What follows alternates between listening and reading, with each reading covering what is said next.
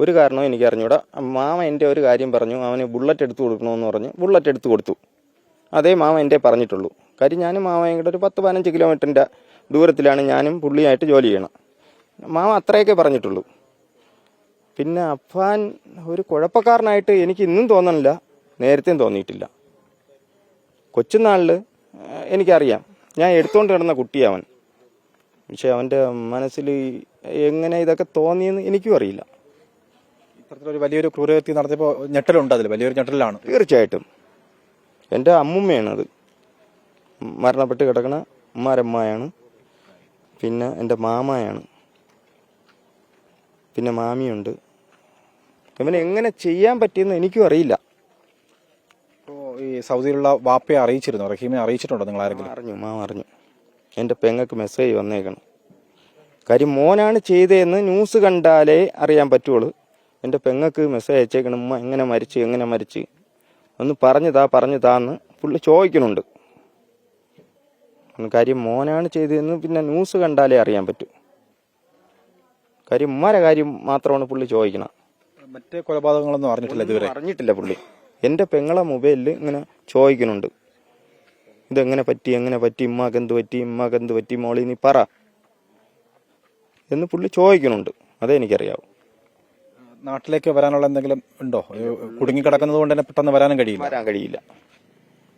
ഇനി ഒരു 15 ദിവസത്തിൻ്റെ ഇടയ്ക്ക് പുള്ളി എന്തെങ്കിലും അതൊക്കെ നീക്കിയാന്ന് എനിക്കറിയില്ല. 15 ദിവസത്തിന് മുന്നേ പുള്ളിക്ക് വരാൻ കഴിയില്ല. കാര്യം ആ നാട് വിട്ടു പോവാൻ പുള്ളിക്ക് പറ്റൂല. ദമാമിലാണ് ഇപ്പോൾ കുടുങ്ങിക്കിടക്കുന്നത്. പുള്ളി റിയാദിലാണ്, ബിസിനസ്സും കാര്യങ്ങളും റിയാദിലാണ്, റൂം വീട് എല്ലാം. പക്ഷെ പുള്ളി അവിടെ നിന്ന് റിയാദിൽ നിൽക്കാൻ പറ്റാത്ത സാഹചര്യം കൊണ്ട് ദമാമിലേക്ക് മാറി. അത് ഏതെങ്കിലുമൊക്കെ സുഹൃത്തുക്കൾ കാണും. ഇപ്പം നമുക്ക് സുഹൃത്തുക്കൾ ഉണ്ടാവുമല്ലോ, ഇവിടെ പ്രശ്നങ്ങളാണ്, നീ കയറിയാന്ന് പറയും. ആരും സഹായിച്ചില്ല. പുള്ളി അവിടെ കുടുങ്ങിക്കിടക്കുക. അതാണ് സത്യാവസ്ഥ. ഇപ്പോൾ ഇങ്ങനൊരു സാഹചര്യത്തിൽ ഇപ്പോൾ ഷെമി ഇപ്പോൾ ആശുപത്രിയിലാണ് ഗുരുതരാവസ്ഥയിൽ. അനിയൻ കൊല്ലപ്പെട്ടു. അപ്പോൾ തിരിച്ചു കൊണ്ടുവരേണ്ടെന്ന ഒരു എന്തെങ്കിലും ശ്രമങ്ങളുണ്ടോ ബന്ധുക്കളുടെ ഭാഗത്തു നിന്നും? അതെനിക്കറിയില്ല, ഇപ്പോൾ പറയാൻ പറ്റൂല. സാമ്പത്തിക ബാധ്യതയുണ്ടോ അവിടെ സൗദിയിൽ? അതും പൂർണ്ണമായിട്ട് എനിക്കറിയില്ല. സാമ്പത്തിക ബാധ്യത ഉണ്ടെന്ന് എനിക്കറിയാം. അവിടെ എത്ര ഷോപ്പുകളുണ്ട് അദ്ദേഹത്തിന്? പുള്ളിക്ക് ഞാൻ വരുമ്പോൾ 3 ഷോപ്പുണ്ട്. എല്ലാം സ്പെയർ പാർട്സിന്റെ ആയിരുന്നു. 2 ഷോപ്പ് ദമാമിലും ആരംഭിച്ചിട്ടുണ്ടല്ലേ? ഇല്ല, ദമാമിലൊന്നുമില്ല, റിയാദിലേ ഉള്ളൂ. ഷിഫ എന്ന് പറയുന്ന സ്ഥലത്താണ് പുള്ളി 2 ഷോപ്പും. അതായിരുന്നു ഈ കൊറോണ കാലത്ത് സാമ്പത്തിക ബാധ്യതയിലേക്ക് കടന്നുപോയത്. ആ ഷോപ്പുകളായിരുന്നു. ഒട്ടനവധി ജീവനക്കാരുണ്ടായിരുന്നു അവിടെ ജോലി ചെയ്തിരുന്നത്. എത്ര ജീവനക്കാരുണ്ടെന്ന് ചോദിച്ചാൽ 2-3 ബംഗാളികളൊക്കെ ഉണ്ടായിരുന്നു. പിന്നെ എൻ്റെ മരണപ്പെട്ടുപോയ ഉമ്മാരനിയത്തിയുടെ മോൻ ഉണ്ടായിരുന്നു, ഷിജി. അത്രയൊക്കെ ഉള്ളായിരുന്നു. ഈ മകനെ എപ്പോഴെങ്കിലും അവിടെ ജോലിക്ക് കൊണ്ടുപോകാനുള്ള അല്ലെങ്കിൽ ജോലി ചെയ്യാനുള്ള ശ്രമം ഉണ്ടായിരുന്നോ? ഇല്ല. അവനെ കൊണ്ടുപോകണം, പുള്ളിക്ക് ശ്വാസമുട്ടുണ്ട്, അവനെ കൊണ്ടു ചെന്ന് എല്ലാ കാര്യങ്ങളും ഏൽപ്പിച്ചിട്ട് എനിക്ക് നാട്ടിൽ വരണം എന്ന് പറഞ്ഞപ്പോൾ ഞാൻ പറഞ്ഞു, ഒരിക്കലും ചെയ്യരുത്. ഞാൻ തന്നെ പുള്ളിയെ പറഞ്ഞു, മാമ ഒരിക്കലും അപ്പാനെ അവിടെ കൊണ്ടുപോയി നിർത്തല്ലേ. മാമ ഒരു കാര്യം ചെയ്യും, മാമയെ കൊണ്ട് എന്തായാലും 2 ആൺപിള്ളേരില്ലേ, മാമ ഒരു കാര്യം ചെയ്യും, ഈ പ്രശ്നങ്ങളൊക്കെ തീരുമ്പോൾ മാമ നാട്ടിൽ കയറിപ്പോയി അപ്പാനെ ഒന്നും കൊണ്ടുപോകണ്ട, അവന്മാർ നാട്ടിൽ നിൽക്കട്ടെ. അത് ഞാൻ പുള്ളിയെ പറഞ്ഞ കാര്യമാണ്. ഈ ഡിഗ്രി വരെ പഠിച്ചിരുന്നു, പിന്നെ തുടർ പഠനം എന്തെങ്കിലും ശ്രമിച്ചിരുന്നോ? ഈ കമ്പ്യൂട്ടർ എന്തോ ഒരു കോഴ്സ് ചെയ്തിരുന്നു എന്ന് പറഞ്ഞു.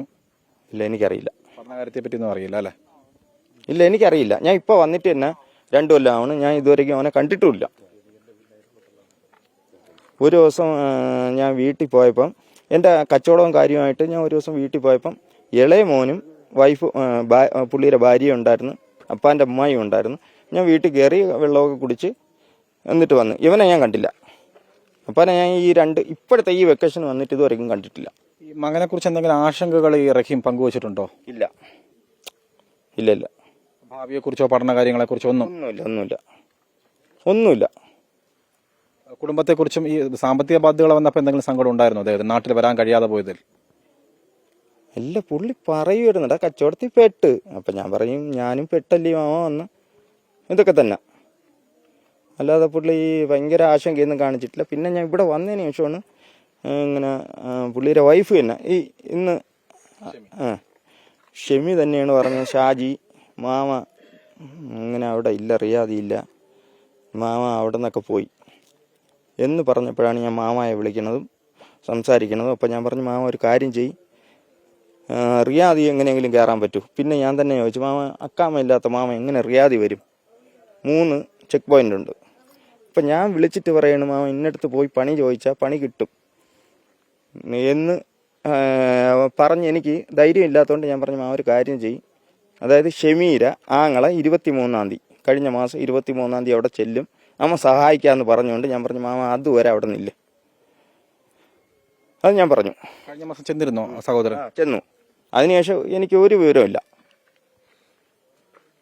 കഴിഞ്ഞ മാസം 23-ാം തീയതി വരെ ഞാൻ പറഞ്ഞു, മാമ എന്തായാലും ഷമീർ അവിടെ വരണം വരെ മാമ അവിടെ നില്ല്. കാര്യം അവിടെ നിന്ന് 420 കിലോമീറ്റർ ഉണ്ട്. മാമ നിൽക്കുന്നിടത്ത് നിന്ന് റിയാദി വരണമെങ്കിൽ 420 കിലോമീറ്റർ ഉണ്ട്. റിയാദിലും അല്ല ദമാമിലും അല്ല മാമ നിൽക്കുന്ന, ജുബൈലിലാണ് നിൽക്കണം. ഇപ്പം ഞാൻ പറഞ്ഞു, മാമ ഒരു കാര്യം ചെയ്യും, 3 ചെക്ക് പോയിൻ്റ് ഉണ്ട്. ഇപ്പം മാമരെ ഞാൻ കയറി വരാൻ പറഞ്ഞ് ഏതെങ്കിലും ഒരു ചെക്ക് പോയിന്റ് മാമയെ പിടിച്ചാൽ എന്ത് ചെയ്യും? ഞാൻ ഇങ്ങോട്ട് വരാൻ പറഞ്ഞിട്ട് മാമയെ പിടിച്ചാൽ മാമ പെട്ടുപോകും. ഈ പാസ്പോർട്ടുകൾ പിടിച്ചു വെച്ചിട്ടുണ്ടോ അവര്? പാസ്പോർട്ടല്ല, അത് ബ്ലോക്കാണ്. പാസ്പോർട്ടൊക്കെ പുള്ളിയുടെ കയ്യിലുണ്ട്. ചെക്ക് പോയിന്റുകളിൽ പിടിക്കപ്പെടാം. കാര്യം ഇപ്പം ലീഗലി അല്ല പുള്ളി നിൽക്കണം, അല്ലീഗലിയാ. സാമ്പത്തിക ഇടപാടുണ്ട്, പുള്ളിക്ക് അക്കാമയില്ല. അത്തരത്തിലെ കുടുംബം ആ പ്രതിസന്ധിയിലൂടെ കടന്നു പോയിട്ടുണ്ടാവും. അറിയില്ല, ആ ഒരു ബുദ്ധിമുട്ടുണ്ടാവുമല്ലോ, സ്വാഭാവികം. ഈ ചികിത്സ സംബന്ധിച്ച് മറ്റ് സാമ്പത്തിക പ്രശ്നങ്ങൾ ഉണ്ടായിരുന്നോ വീട്ടില്? പ്രശ്നമില്ല. മാമിയുടെ ചികിത്സയായിട്ടൊന്നും മാമക്ക് യാതൊരു ബുദ്ധിമുട്ടുമില്ല. ഈ കച്ചവടത്തിൽ വന്ന സാമ്പത്തിക ബുദ്ധിമുട്ടുകൾ മാത്രമേ ഉള്ളൂ. നാട്ടിലെ കുടുംബപരമായ ആസ്തിയൊക്കെ ഉള്ള ഒരു കുടുംബമായിരുന്നു ഇവര്? ഇല്ല, മാമ പോയി ഉണ്ടാക്കിയാണ്. നിലവിൽ ഇപ്പോഴും ഉണ്ടോ അത്തരത്തിലുള്ള ആസ്തിയൊക്കെ നാട്ടിലുണ്ടോ ഇപ്പോൾ തിരുവനന്തപുരത്ത്? ഒന്നുമില്ല, അത്യാവശ്യമായിട്ടൊക്കെ ഉണ്ട്. ഈ 2 മക്കളെയൊക്കെ അവർക്ക് പഠിക്കാനും ജീവിക്കാനുള്ള ഇതൊക്കെ ഉണ്ടായിരുന്നു? അതൊക്കെ ഉണ്ട് മാമ, അതൊക്കെ ഉണ്ട് മാമക്ക്. അല്ലാതെ വേറെ അല്ല, അവിടുത്തെ ബാധ്യത എനിക്കറിയാവൂ, നാട്ടിലെ ബാധ്യത അറിയില്ല.